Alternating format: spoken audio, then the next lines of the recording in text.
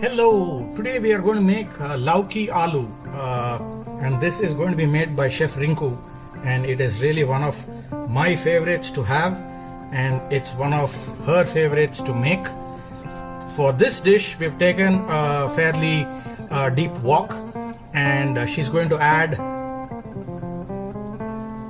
about 5 tablespoons of oil.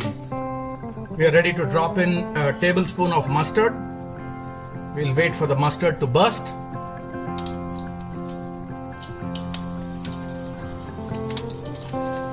There we go. And we're going to add a little bit of hing. That's roughly quarter spoon of hing powder. Now to this, the next we are going to do is add a tablespoon of salt. Lower the flame. We are going to lower the flame. We added about half a spoon of turmeric powder, 1 tablespoon of jeera powder, that's cumin powder, and 2 tablespoons of coriander powder or dhania powder. Then we are going to add about half a tablespoon of Kashmiri mirch and 1 tablespoon of red chili powder, a mix of 2 different red chili powders. The flame is really low at this point of time. You don't want the flame to be high because this will burn if the flame is high. We're going to stir this for how long, chef? Maybe a minute. Okay, we'll stir this for a minute and we'll come back. At the end of time, we are going to add 200 grams of chopped potatoes. Potatoes have been cut in roughly half-inch cubes. Chef, how long are we going to cook the potatoes? Cook it for a minute or so. Okay, we will cook the potato just for a minute or two because it takes a little longer to cook the potato before the lauki or the gourd goes in. So we'll give it 2 minutes. About a minute of the potato has been in the wok. We've cranked up the flame at this point of time so that the potato cooks. We're going to give it just 1 more minute. Is that right, Rinku? Yeah. Okay. About 2 minutes of the potato has been fried in this oil. We are ready to add 600 grams of lauki or bottle gourd. Once we add this, we are going to gently toss this around. Medium heat. Medium heat. Keep it going for at least 3-4 minutes. Okay, we are going to fry this for about 3-4 minutes in medium heat. Alright, so we missed one ingredient which we should have added after we put mustard, and that is chana dal. We are adding 3 tablespoons of chana dal into this. We've made a little place in the wok so that the chana dal fries. We should have ideally added this after mustard. Nevertheless, we can still fix this at this stage by adding the chana dal into it and allowing the chana dal to fry in the oil out here. Reason is that this dish is actually going to boil and go through a reduction for a very long time. So this chana dal will get cooked by the end of this dish. So it's not going to make a big difference. So not to worry. At this stage, we are going to add 200 grams of tomatoes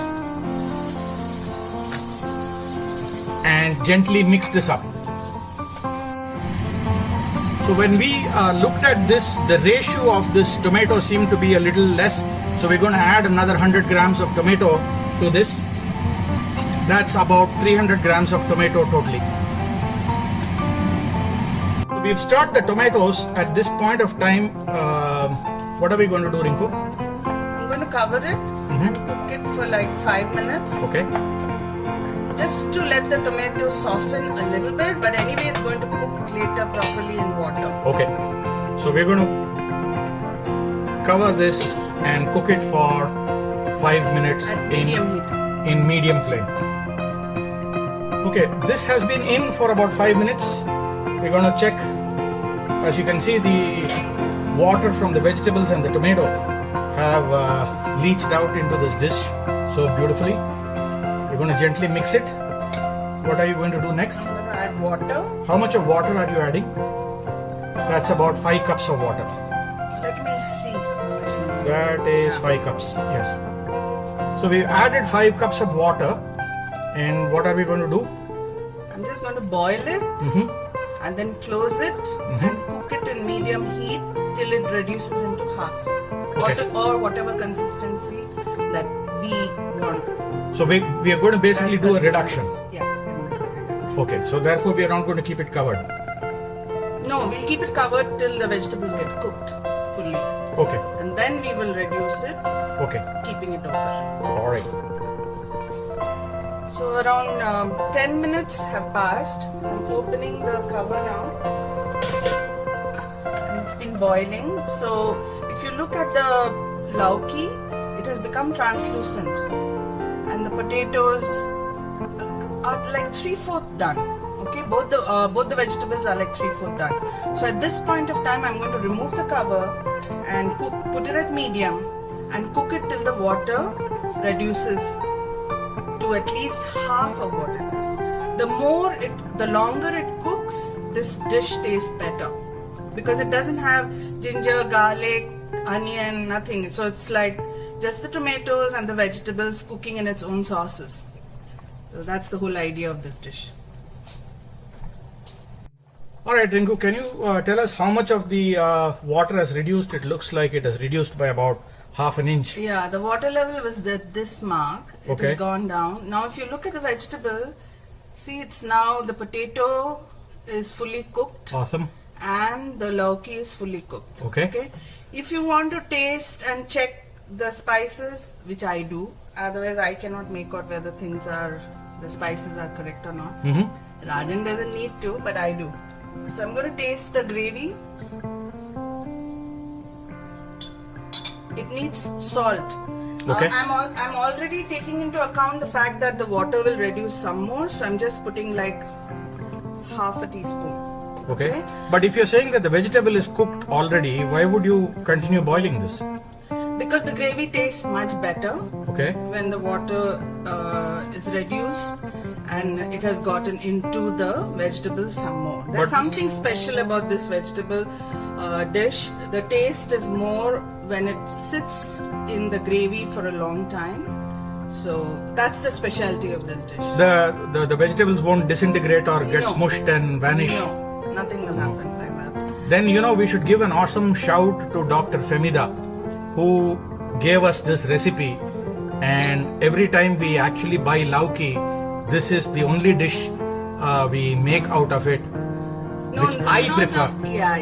Tell that. Which I prefer. This is the only dish you like. Yes. Whereas I can have it with lauki shrimp. The vegetables are cooked now. I'm going to increase the heat and let the water reduce to half of what you see actually. Okay. Because Rajan likes it with roti. If it was with rice, then maybe you can keep a little more gravy, but he actually likes it with paratha and roti, so I'm going to reduce it some more. There's another thing actually I like it with is I eat it as a side along with curd rice or tair sadam. It's really, really yummy to have it like a pickle along with curd rice or tair sadam. My mouth is watering thinking about it. Alright, we'll come back to you.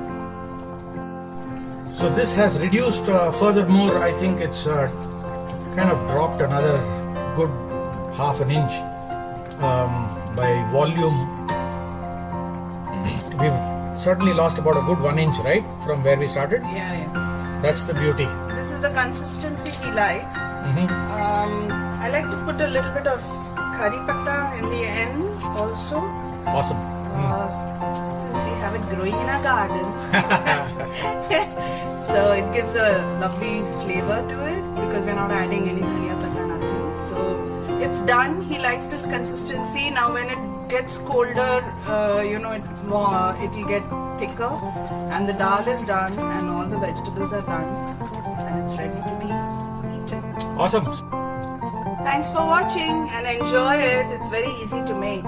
Bye. Thank you. Please push the like button, the subscribe button and the bell button and show us your support for this channel. Thank you very much.